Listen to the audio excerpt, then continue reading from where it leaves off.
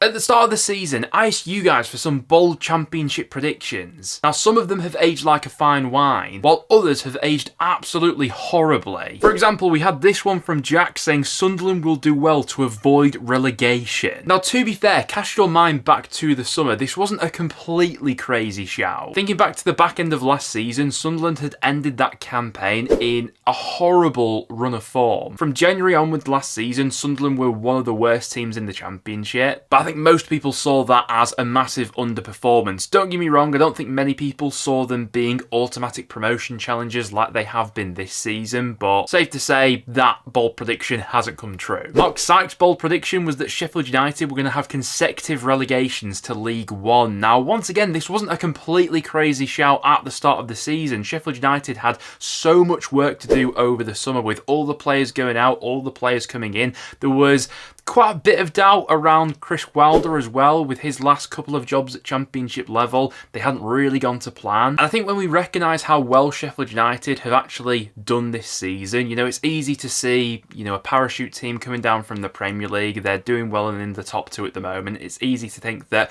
Wilder's had an easy job, but it's been far from that at Sheffield United this season, and I think it paints that picture just how many people thought they'd struggle at the start of this season and how well they've actually gone on to do. Once again, this one from Casey McAllister here saying Sheffield Wednesday will finish above their rivals. There was quite a bit of that at the start of the season, if I remember rightly, in the comments. Now, Sheffield Wednesday have made big strides forward from last season, but catching and bridging that gap to Sheffield United just hasn't quite happened this time. At the start of the season, Kieran TV was one of the people hooked into the Wayne Rooney hype. He said that Plymouth will do well under Rooney. There were a few people going against the grain saying that Rooney could have a bit of an underdog story with Plymouth. And there was one point of the season, albeit quite a brief period, where it seemed like Rooney had almost cracked the code at Plymouth. They picked up 3 consecutive home wins in that sort of mid-September to early October period. They were scoring quite a few goals during that time as well, but things quickly unravelled for Rooney. To be fair, I think he did last longer,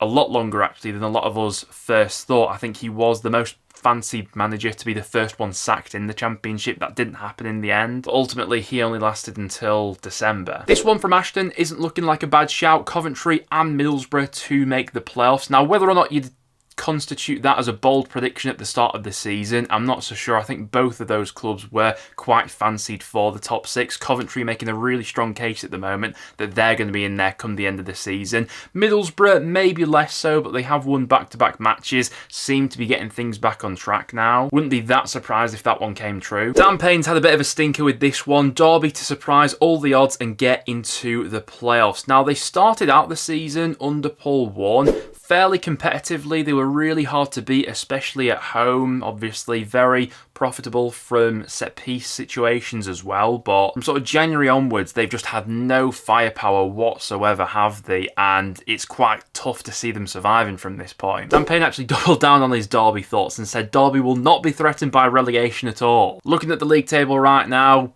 yeah, you can make your own assessments on that one. Lucas Bradshaw said Preston not to finish between 10th and 13th. Do you know what? We're not a million miles away from that. As of recording right now, we're only 2 points away from Sheffield Wednesday, who are currently sitting in that 13th place spot. So watch this space. It does look like another season for Preston North End to be aimlessly wandering into mid-table. Josh's bold prediction at the start of the season was for Leeds to finish closer to the bottom 3 than the top 6. Listen, after losing a playoff final like Leeds did last season, it's probably quite easy to actually lose that momentum, but it's not been the case at Ellen Road this season. They're still the odds-on favourites to win the championship this season. The running they have between now and the end of the campaign, it's tough to see them not being promoted. Since the summer, this comment hasn't aged particularly well. Errol Bulut is one of the best managers in the championship, taking a relegation-threatened club to mid-table security is an achievement that more people should appreciate. Now, there's no denying Bulut did a really good job at Cardiff last season, but this time around, things turned sour, and they turned sour quite quickly as well. Felt like he tried to do a little bit too much too soon at Cardiff. They tried to change the play style quite dramatically at the start of the campaign. Just didn't really suit them, and ultimately he was one of the first championship managers who lost their job at the start of the season, and that has been a bit of a a track record, I've noticed, with Bullock, that in his second season at clubs, that's where things have seemingly gone wrong for him in the past. It is a shame though, because I thought he did show quite a bit of promise in that first year with Cardiff. Alex Cochrane had Millwall to be a dark horse at the start of the season. Quite a few people were thinking along similar lines as well. They'd ended last season in really good form, if you remember rightly. Obviously, Neil Harris had quite a lot of credit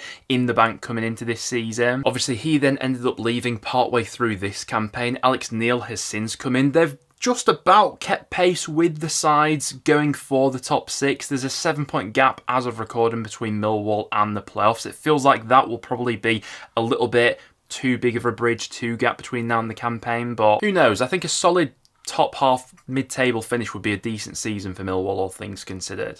This one from Owen Price is just a sad one really. Daryl DK will have his first full fit season and will bag 15 plus goals. I don't think there's any player in the Championship that people want to see more, back fully fit and back on the pitch than Daryl DK. He's just had such a torrid time with injuries over these last few years. The other week I think I was reading, since signing for West Brom, the striker's been out injured for 27 months in total. This season in the Championship he's only played 20 minutes of football, he's had 2 substitute appearances and that's been it. You just hope that eventually he will be able to turn things around because he's still so young as well. He's only 24 years old, remember. Cheesy Potato said, with Thorpe at the wheel we can compete for the top 2 because of his ability to make a relatively small budget work and work with young players. Now I think a top 2 finish this season was always going to be probably quite ambitious for Norwich, but they are still hanging in there in the race for the top 6. Norwich fans, what would you rate your chances of finishing in the playoffs come the end of the season? Let me know down below. Now from an attacking perspective, only Leeds have scored more goals this season than Norwich have, but they've had quite a few issues at the opposite end of the pitch, and it's really been their away form which has killed them this season, because